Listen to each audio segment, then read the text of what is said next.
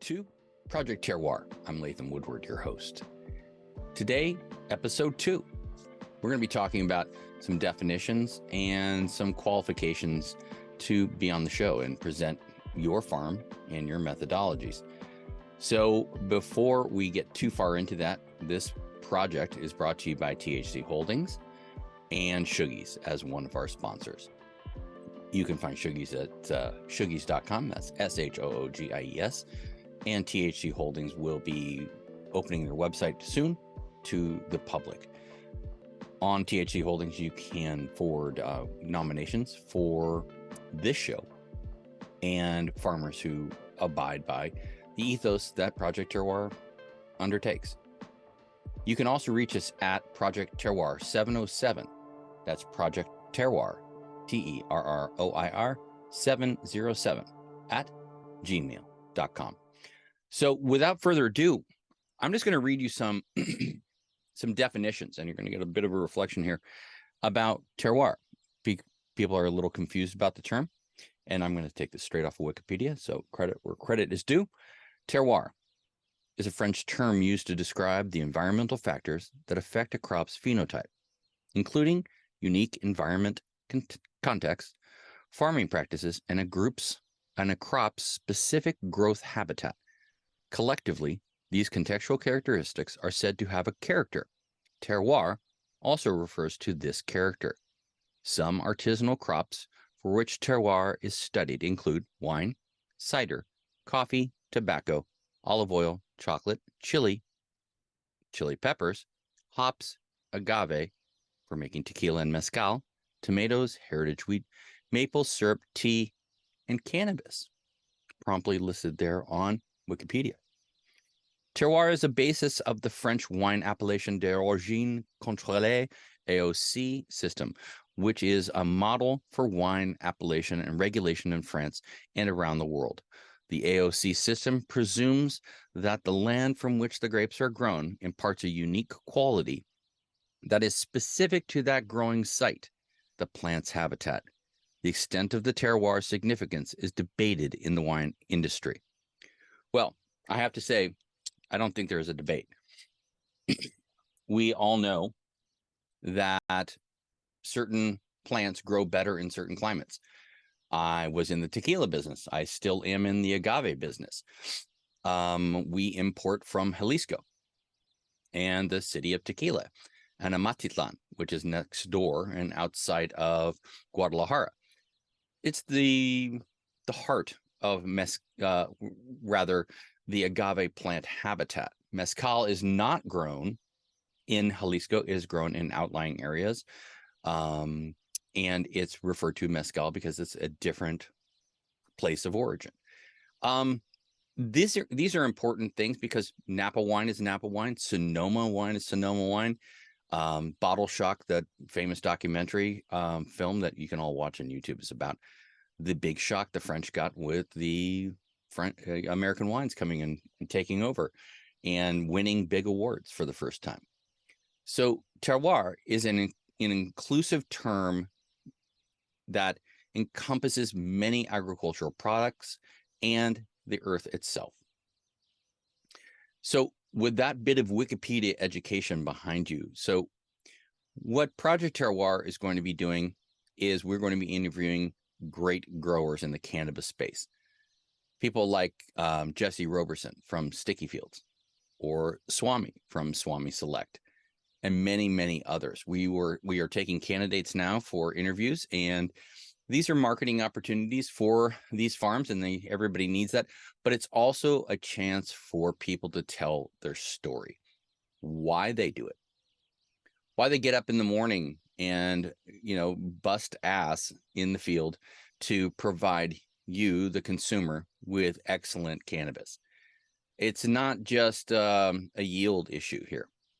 This is an issue about quality first, maintaining regenerative processes on their farms, producing cannabis that is healthy, pesticide-free, pest-free, and heavy metal-free. All standards that California has adopted in their COA certificate of analysis category 3 test, which clearly denotes that something is clean for consumption.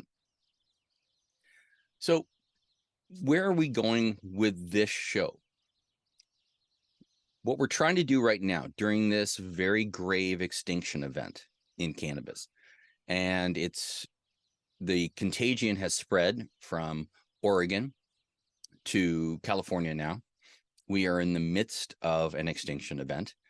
70% of all farms, or rather 70% of all brands, did not renew or have gone out of their business into 2023.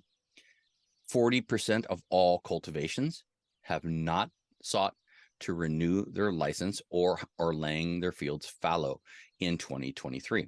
This is a serious, serious issue. The state of California has screwed this thing up.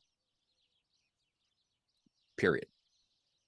Many of us feel betrayed by the governor himself for actions taken in the 23rd hour before recreational legalization. I'll let you look that up. And we feel betrayed by what can only be called greedy local, county, municipalities charging taxes that are frankly insane. No other business is treated like the cannabis business. None. And it is just running everyone out of money. There is no way to keep up because the consumer can only afford to pay so much. You cannot raise the prices further than affordability, which they currently are. With regard to cannabis as a medicine, yes, it is. It is a medicine. And on my other show, the Dazed and Infused podcast, Piper Lindeen from Americans for Safe Access was my guest last week. And we talked about her approach to medical cannabis as opposed to recreational cannabis. Medical cannabis saved her son's life and the way he is able to live today. These are worlds that need to be continued. Cannabis has an unknown effect on so many people's lives because they haven't really expressed it in public due to social stigma. I'm going to give a shout out right now to Gary Lowe, who was the originator of original emu oil. Sorry, I can't remember its current name, but Gary does this amazing salve for the butterfly children. And these poor children have a condition where their skin sloughs off. And it's incredibly painful. And he's doing what can only be termed as God's work. He gives these kids a little bit of relief. And if you want to look up something that is heart-wrenching, look up butterfly children. You will be blown away. And if you want to go deeper into that hole, look up Gary Lowe, see what he's doing and to help these kids. So this all comes back to where we start, the ground right behind you. Behind me. By the way, this is a picture of where I spent most of my summers on my family farm, which we no longer own, but very, very pastoral and wonderful place in my life.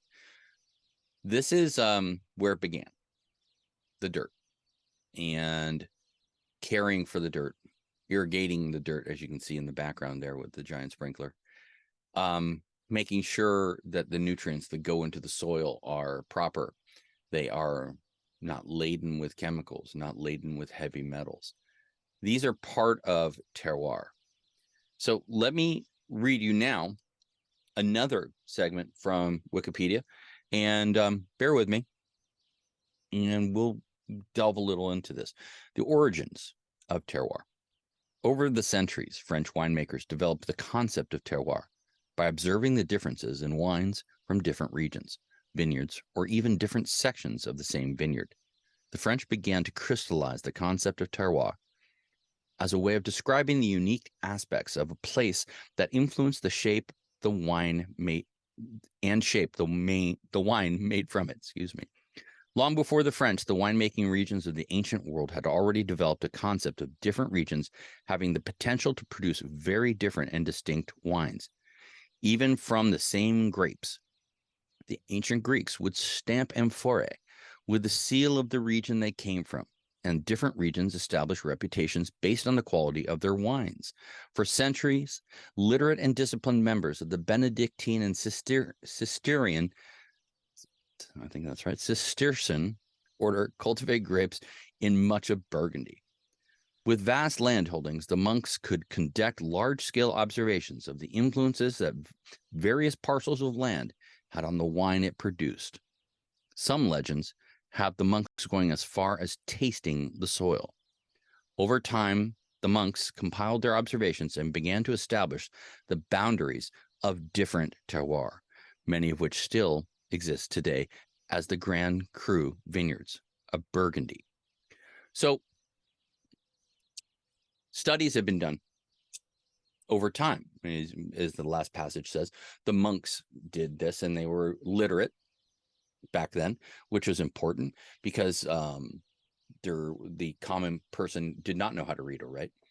So the reality is that this has been looked at for a long, long time and addressed for a long time. The taste, the feel, the odor, the scent, all of these things reflect the ground it came from. And that is vastly, vastly important. It's important also for the consumer to know what they're consuming. And right now, especially in tougher economic times, and for many, perhaps listening to this podcast or watching this podcast, you've never experienced a financial downturn. Well, it's happening right now, and many reasons, but we don't go into those here. We're talking about terroir. But your money has to go toward quality products. That's why places like Whole Foods exist. That's why places like Good Earth in Fairfax, California exists, which I've mentioned before.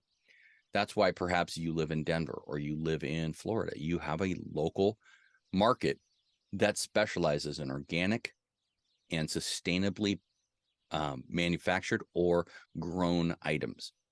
These are important things, and we keep coming back to the importance, but it is important. So in cannabis, we need to continue the work toward the appellations, which I believe now we have Sonoma. I believe we have Lake County. I believe we have Humboldt, and surrounding areas all have their own appellation.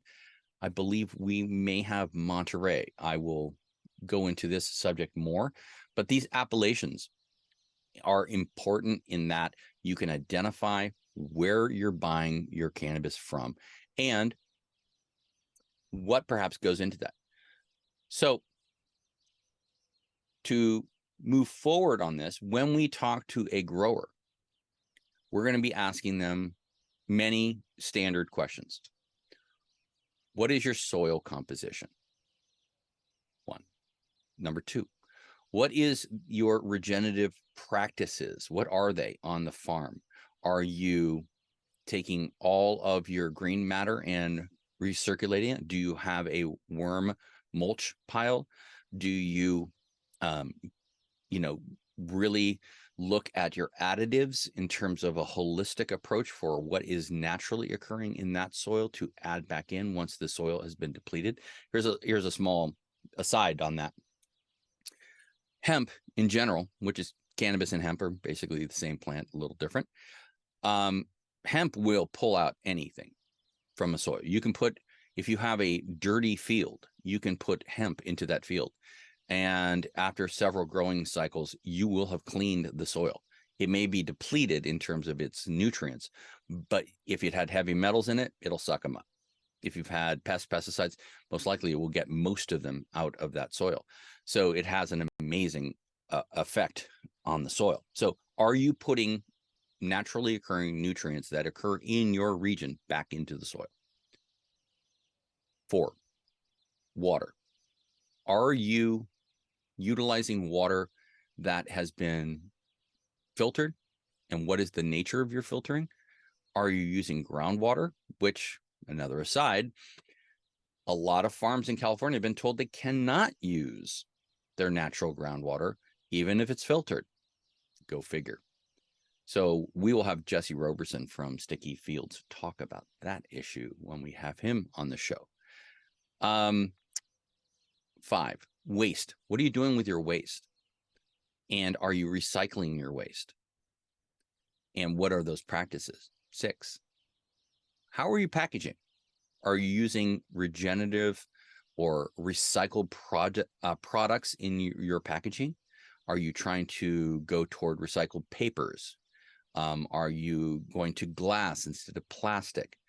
What are your practices?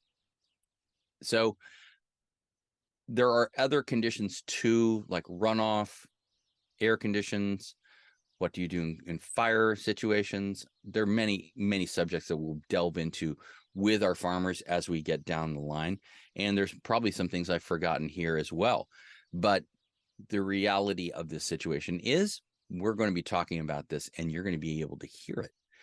You're also going to be able to know where to buy these products and where the network is to purchase truly regenerative practicing farms, where you can identify and support these people in their journey so they're not part of the extinction event currently going on in California, because these people and their practices deserve to live on and deserve to show you, the consumer, how good their products are and the effect they have on you and your life. So for today, what I want to do is encourage people to nominate any grower they may have in mind. And like I said in episode 1, we don't care if it's a tomato grower. We don't care if they grow lettuce, so long as they can uphold the highest principles of growing quality products in an organic, sustainable fashion. That's the important thing. So if you know somebody who's growing apples and they're doing an amazing job and they've been doing it for a long time and they want to tell their story, let's get them on the show. If you know a small farm somewhere in California, a cannabis farm that is doing amazing cannabis, but no one knows about them, let's get them on the show. If you know a hemp farmer, same thing goes. Let's talk to them and find out why they do what they do and why they do it for you. Those addresses, again, you can find us at Project Terroir. That's PROJECTTERROIR at, or 707 at gmail.com. That's Project Terroir 707 at gmail.com. Love to hear any comments, and I'd love to hear about subject matter that you may want to address. These subjects need to be delved into deeper. I would also recommend to anyone listening or watching that if you have someone who is, say, in the 21 to 35 range or 21 to 30-year-old range, talk to them about your experience, perhaps in the early days of cannabis, if you're over 45 maybe or 50, smoking some really gank weed coming out of really bad grow ops or ops that had been paraquated and then put to market very quickly.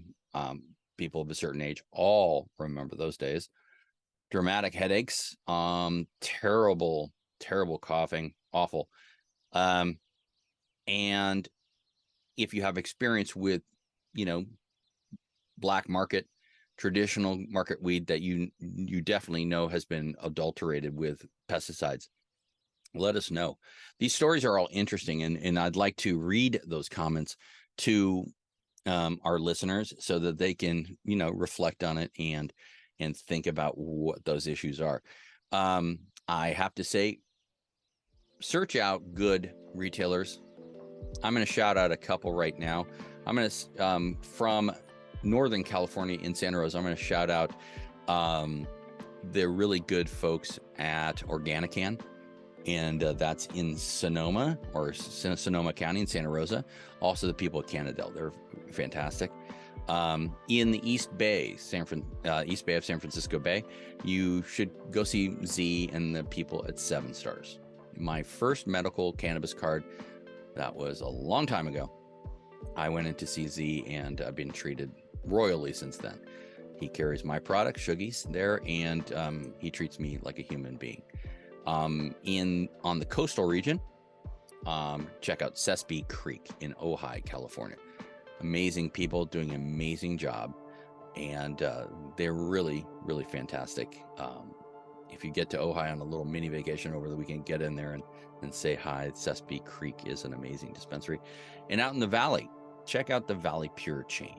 They're also very consumer facing.